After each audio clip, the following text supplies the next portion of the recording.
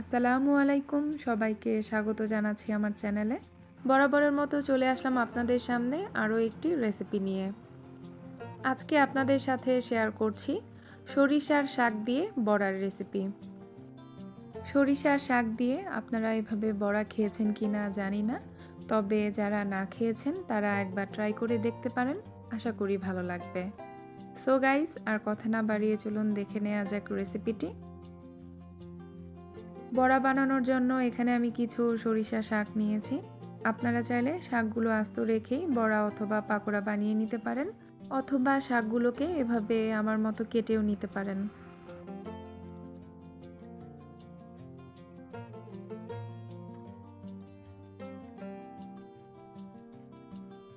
তো শাকগুলোকে কেটে ভালো মতো ধুয়ে নিতে হবে। শাকটাকে ধুয়ে এর পানি ঝরিয়ে নিতে হবে।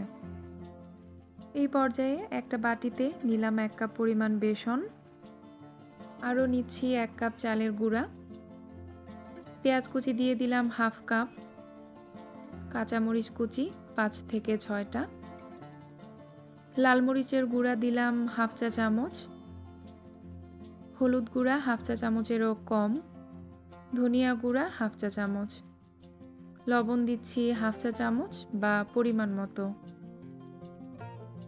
শুকনো উপকরণগুলোকে মিশিয়ে নিচ্ছি।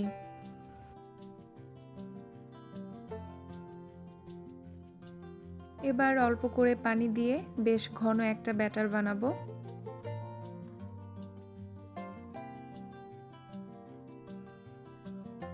দুই টেবিল চামচ ময়দা অ্যাড করলাম। ময়দার পরিবর্তে আপনারা আটাও ব্যবহার করতে পারেন। দেখতেই পারছেন ব্যাটারটা কিন্তু বেশ ঘনই রয়েছে।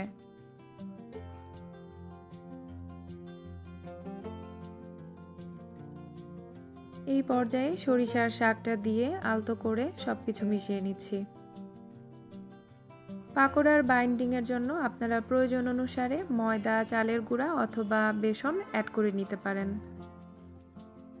সরিষা শাকের পাকোড়া অথবা বড়াতে একদম হালকা মশলা দিতে হবে, এতে করে পাকোড়ার মধ্যে সরিষা শাকের ফ্লেভারটা বেশি পাওয়া যাবে।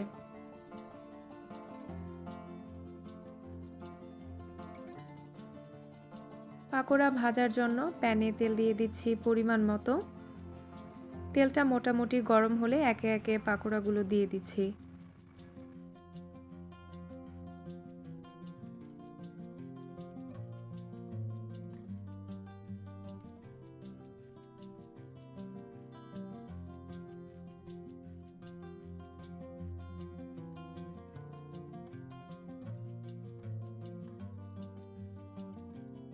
এক সাইড একটু শক্ত হলে পাকোড়াটা উল্টে দিচ্ছি। এভাবে চুলাটা মিডিয়াম ফ্লেমে রেখে ঘন ঘন উল্টে পাল্টে পাকোড়াগুলো ভেজে নিতে হবে। চুলাটা মিডিয়াম টু লো ফ্লেমে রেখে ঘন ঘন উল্টে পাল্টে একটু সময় নিয়ে পাকোড়াগুলোকে ভাজলে পাকোড়াগুলো বেশি মচমচে হবে। তো এই পর্যায়ে আমি চুলার আঁচটা মিডিয়াম টু লোর মাঝামাঝি করে দিয়েছি।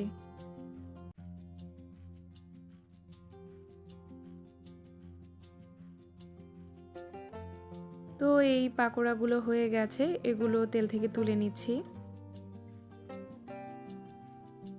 পাকোড়া বলতেই কিন্তু গরম গরম খেতে বেশি ভালো লাগে, তাই চুলা থেকে নামিয়েই পাকোড়াগুলো গরম গরম পরিবেশন করুন।